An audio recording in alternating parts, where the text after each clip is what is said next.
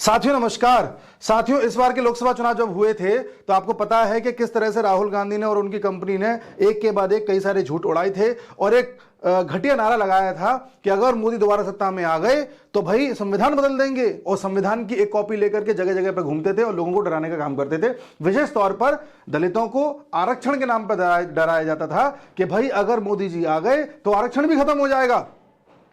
भाई एक बात बताइए, अगर मोदी जी को ये सब करना होता तो 10 साल में कर लेते। अगर आप बीजेपी का और कांग्रेस का दोनों का इतिहास उठा करके देखेंगे तो आप पाएंगे कि आरक्षण बढ़ाने का काम किया है बीजेपी ने, घटाने का काम नहीं किया। चाहे किसी का भी आरक्षण हो, चाहे जनरल को आरक्षण देने की बात हो, चाहे वुमेन को आरक्षण देने की बात हो, चाहे अभी महाराष्ट्र में चुनाव का माहौल चल रहा है, वहां भी मराठा आंदोलन चल रहा है पिछले लंबे समय से, और वहां पर डिमांड करी जा रही है कि मराठाओं को आरक्षण दिया जाए। मराठा आरक्षण के लिए ना तो कांग्रेस खुल के बोल रही है और ना ही एनसीपी उसके पक्ष में खुल करके आ रही है। ये ऐसे लोग हैं, ऐसे दोगले लोग हैं। इस तरह से इन्होंने लोकसभा में लोगों को भड़काया था और कुछ जगहों पर इसको प्रभावित कर लिया, जैसे उत्तर प्रदेश में, कुछ महाराष्ट्र में, और इसी वजह से कुछ सीटें कम पड़ गई। उत्तर प्रदेश में इसका सबसे ज्यादा नुकसान बीजेपी को हुआ था। उसके बाद जैसे ही सीटें कम पड़ी, पूर्ण बहुमत नहीं आया, तो बीजेपी का जो कैडर था, जितने भी समर्थक थे, उन लोगों को ये लगने लगा कि भाई हम तो अब ढीले पड़ रहे हैं, राहुल गांधी उठ रहे हैं, राहुल गांधी की बातें चल पड़ी हैं चुनाव में, इंडिया अलायंस अब ऊपर जा रहा है, मोदी जी की लोकप्रियता नीचे गिर रही है। हम लोगों ने भी इस बारे में बात करी कि मोदी जी को कुछ करना होगा, कुछ तो करना होगा। हम लोग लगभग 100 दिन तक इंतजार करते रहे कि कुछ तो मोदी जी करें, लेकिन मोदी जी की तरफ से कुछ ऐसा बयान नहीं आ रहा था। वो एक मंझे हुए खिलाड़ी हैं, उन्हें पता है कब कैसे क्या चीज़ करनी है। अब देखो, चाइना का मामला सुलझा दिया कि नहीं सुलझा दिया 4-5 साल बाद। लोग कितना बोलते रहे चाइना और लद्दाख के मामले में, लेकिन वो ऐसा सुलझाया कि दुनिया देखती रह गई। बहरहाल वो मोदी जी का मुद्दा है। इस बीच योगी जी पर भी प्रश्न उठते थे कि योगी जी को यूपी से हटा दिया जाएगा, अमित शाह नहीं चाहते कि योगी जी रहें और योगी जी की वजह से यूपी में हारे। तरह तरह की बातें निकल के सामने आ रही थी। हमने उस पर भी वीडियो बनाया था। लेकिन ये जितना भी खोया हुआ आत्मविश्वास था, ये जो कुछ भी था, जो नेगेटिविटी का माहौल बन गया था, और राहुल गांधी उछल उछल के दुनिया में गा रहे थे कि भाई देखो मैंने मोदी का जो है 56 इंच का सीना जो है सिकुड़ दिया और मोदी को डरा दिया, और पता नहीं क्या क्या बातें कर रहे थे, अमेरिका में जाकर के तरह तरह की बातें कर रहे थे। ये सब बातें ठंडी पड़ गई सिर्फ एक लाइन से, और वो नारा दिया हमारे श्री योगी आदित्यनाथ जी ने। नारा था, बटेंगे तो कटेंगे, एक रहेंगे तो नेक रहेंगे। बांग्लादेश में किस तरह से हिंदुओं के साथ बर्बरता की गई, किस तरह से उनको मारा गया, फिर किस प्रकार से उनका बहिष्कार किया गया, किस तरह से उनको नौकरियों से निकाला गया, और अब तो उन पर देशद्रोह का मामला भी चलाने की बातें चल रही हैं। मतलब इस तरह का बर्बरता बांग्लादेश में हिंदुओं के साथ हुई, जिसको लेकर के पूरी दुनिया में चर्चा हुई, सिवाय 2-3 जगहों को छोड़ करके। यूएस ने कुछ नहीं बोला उसके पक्ष में, हमारे देश में राहुल गांधी ने कुछ नहीं बोला हिंदुओं के पक्ष में, और हमारे देश में समाजवादी पार्टी जैसी पार्टियों ने भी कुछ नहीं बोला, क्योंकि इन लोगों को इस चीज़ से कोई फर्क ही नहीं पड़ता कि हिंदुओं के साथ क्या हो रहा है, चाहे बांग्लादेश में हो चाहे भारत में हो। आप गौर से सुनना साथियों, मैं इस बात को फिर रिपीट कर रहा हूं। राहुल गांधी ने बांग्लादेशी हिंदुओं के साथ क्या हो रहा है कुछ बोला ही नहीं है। राहुल गांधी ने कभी भी चाइना की बुराई नहीं करी है, कभी शी जिनपिंग की बुराई नहीं करी है। चाइना लद्दाख में आकर के अगर आंख दिखाने की कोशिश कर रहा है तो राहुल गांधी हमारे देश के प्रधानमंत्री को डरपोक कह रहे हैं। आप गौर करना इन चीजों पर। ये कुछ नेता हैं जो कुछ चीजों की कभी बुराई करते ही नहीं है। राहुल गांधी कभी खालिस्तानियों के खिलाफ कुछ नहीं बोलेंगे, कभी बांग्लादेश में हिंदुओं के पक्ष में कुछ नहीं बोलेंगे, कभी चाइनीज के खिलाफ कुछ नहीं बोलेंगे, कभी पाकिस्तान के खिलाफ कुछ नहीं बोलेंगे। ऐसा ही हाल केजरीवाल का है। बांग्लादेशियों के द्वारा जो अवैध घुसपैठ भारत में होती है उसके खिलाफ केजरीवाल कुछ नहीं बोलेंगे, ना ममता बनर्जी बोलेगी, ना राहुल गांधी बोलेंगे, ना खालिस्तानियों के खिलाफ कुछ बोलेंगे केजरीवाल, और ना ही केजरीवाल पाकिस्तान और चाइना जैसे देशों के खिलाफ कुछ बोलेंगे। इनका कॉमन एजेंडा है जी, हिंदुओं के खिलाफ कुछ भी बोल लेंगे। तो जब ये सब चीजें हो रही थी और जब देखा गया कि बांग्लादेश में हिंदुओं के साथ गलत हो रहा है, तब योगी जी ने कहा कि देखो आज जो बांग्लादेश में हो रहा है हिंदुओं के साथ, आप चाहते हो कि हमारे देश में ऐसा कभी ना हो, तो सब लोग एक रहना, इसमें क्या बुराई है जी। हम हमेशा से सुनते आए हैं, यूनिटी की बात सुनते आए हैं, और हम ये भी बात सुनते आए हैं कि एकता में ताकत होती है। दुनिया इस पाठ को हर जगह पढ़ाती है। अगर इन्होंने कह दिया कि एक रहना है, तो इसमें कुछ लोगों को दिक्कत क्यों होने लगी? अब वो दिक्कत क्या हुई, कैसे हुई, मैं उस पर आऊंगा, बट बताता हूं इस एक वाक्य का परिणाम क्या हुआ। शायद 26 अगस्त को योगी जी आगरा आए हुए थे और आगरा में उन्होंने एक रैली के दौरान ये बात कही।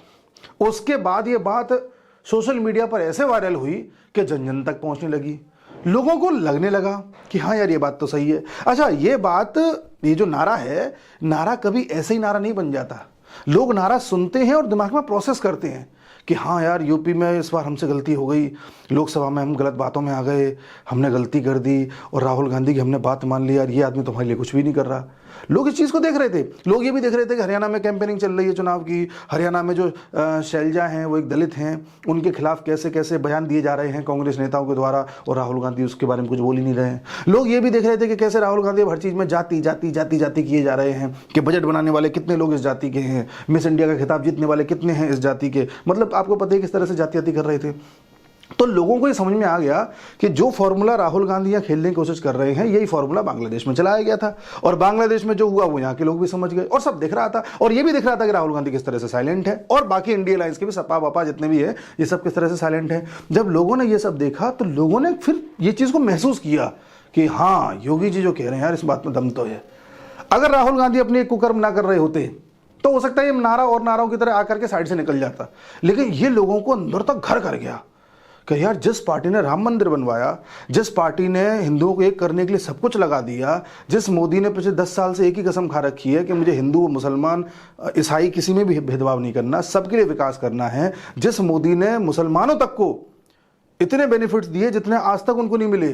कई ऐसे जिले हैं, कई ऐसे गांव हैं, कई ऐसे क्षेत्र हैं जहां मुसलमानों को घर दिए गए, जहां पर उनको सिलेंडर दिए गए, जहां पर कई चीज़ें दी गई। तो लेकिन मुसलमानों ने क्या दिया? सब मिलकर के इस कोशिश में लग गए कि कैसे भी मोदी को हराओ। इस चुनाव में मुसलमानों की जो एकजुटता है, जो यूनिटी है, वो उस तरीके दिखाई दी जो कभी 1946 में दिखाई दी थी, जब भारत और पाकिस्तान का बंटवारा करना था।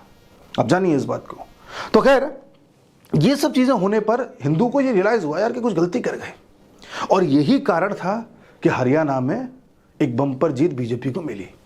पिछले 3 चुनावों में लगातार बीजेपी वहां पर जीत रही है, और इस बार की जीत सबसे बड़ी थी, क्योंकि वहां पर जो जातियों को बांटने का प्रयास किया जा रहा था, जाट डोमिनेंस और जाट कांग्रेस कर रही थी, जैसे वहां पे हुड्डा की सरकार दोबारा से बन जाए, वहां ये नारा काम आया कि बटेंगे तो कटेंगे।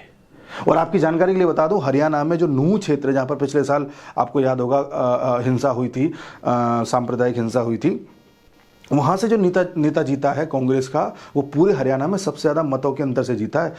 लगभग 96,000 वोट से जीता है वो, डिफरेंस है। और नूह का क्षेत्र जो है, जहाँ से वो जीता है, वहाँ 80% आबादी मुसलमानों की है, और उनमें भी एक बड़ी आबादी है रोहिंग्यास की और बांग्लादेशी घुसपैठियों की। अब देखिए कांग्रेस का इनके साथ कैसा नाता है। बहरहाल, जब योगी जी ने ये नारा दिया और ये नारा काम किया, हरियाणा से पता चला कि हाँ भाई, हरियाणा के रिजल्ट्स ने ये सिद्ध कर दिया कि लोग इस नारे को अब एब्जॉर्ब कर चुके हैं, लोग इस नारे को अब अपना मान चुके हैं, तब जाकर के ये नारा धीरे धीरे बाकी लोगों ने भी एंडोर्स करना स्टार्ट किया, जिसमें सबसे आगे आई आरएसएस स्टार्टिंग से ही योगी जी का साथ दे रही है, और समय समय पर आरएसएस के नेता, आरएसएस के स्वयंसेवक योगी जी से आकर के मुलाकात करते हैं, और तमाम तरह का विचार विमर्श इन लोगों में होता है। तो जैसे ही आरएसएस ने इस चीज़ को एंडोर्स किया, बोला कि हाँ भाई ये बिल्कुल सही है, होना चाहिए, हमें बंटना नहीं चाहिए, और योगी जी जो कह रहे हैं वो बात सही है, फिर धीरे धीरे ये नारा महाराष्ट्र में गूंजने लगा।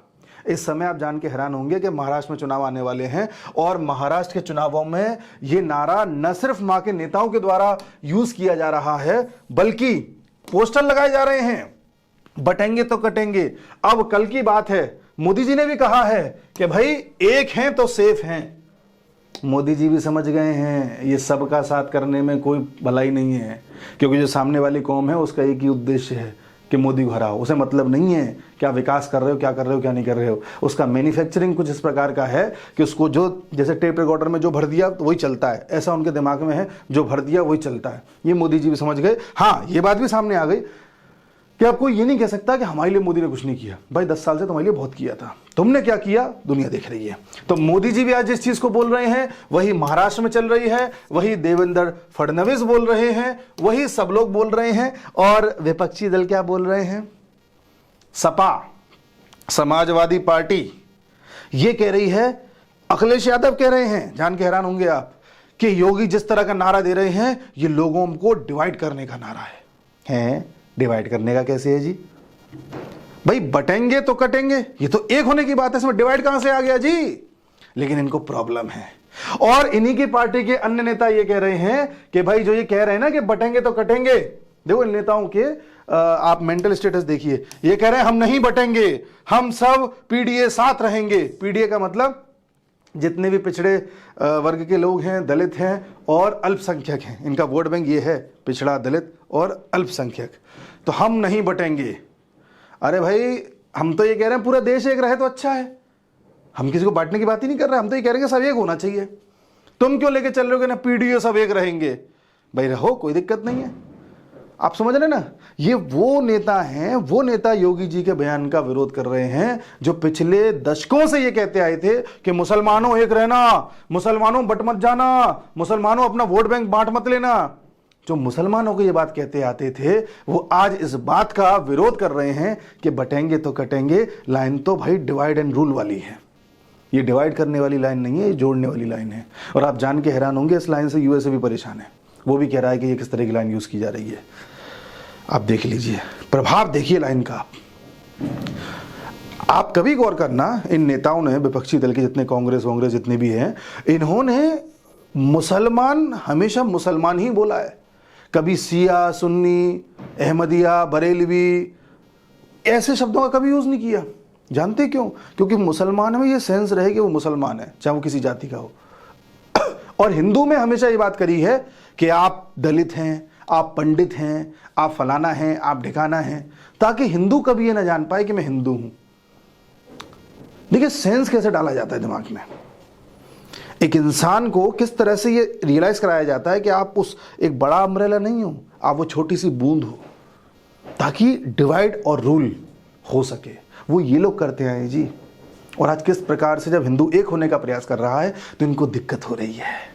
और ऐसे जो रिमार्क्स हैं योगी जी के इस स्टेटमेंट पर, ये न सिर्फ अखिलेश यादव ने दिए हैं बल्कि ओवैसी भी कह रहे हैं। ओवैसी कह रहे हैं कि किस तरह की भाषा बोल रहे हैं योगी आदित्यनाथ। योगी आदित्यनाथ को इस चीज में नहीं दिलचस्पी लेनी चाहिए कि बांग्लादेश में क्या हो रहा है, कहां नहीं हो रही है, फॉरेन अफेयर्स का मामला है। अखिलेश यादव ने भी कहा ये विदेश के मामले हैं, विदेश के मामलों में योगी आदित्यनाथ क्यों बोलते हैं? वो पहले भी बोल चुके हैं ऐसा। अगर योगी आदित्यनाथ को प्रधानमंत्री बनना है, अगर प्रधानमंत्री बनने का वो सपना देख रहे हैं, तो वो अपने इस तरीके के लहजे को अभी छोड़ दें। मतलब ये योगी जी को सलाह दे रहे हैं कि प्रधानमंत्री बनना चाहते तो पहले स्टेट के सीएम बन के रहो। अगर ज्यादा प्रधानमंत्री की तरह विदेशी मामलों में बोलोगे तो आपको सीएम भी नहीं रहने दिया जाएगा। मतलब क्या बोलते हैं, समझ में नहीं आता इनकी बात को। इस बात से लेकर के ओवैसी तो परेशान है ही, ठीक है ना। ओवैसी ने तो कह दिया है कि भाई ये किस तरह की भाषा बोलते हैं, ठोक देंगे, बटेंगे तो कटेंगे, ये क्या है। योगी जी बोल दें तो किस तरह की भाषा हो गई। इनका भाई क्या बोलता था आपको याद है साथियों? इनका भाई जो ओवैसी का है वो कहता था 15 मिनट के लिए पुलिस हटा लो, फिर देख लेना क्या होता है। यूपी में भी कई जगह पर दंगे भड़काने की कोशिश करी थी जब दुर्गा पूजा चल रही थी, आपको याद है?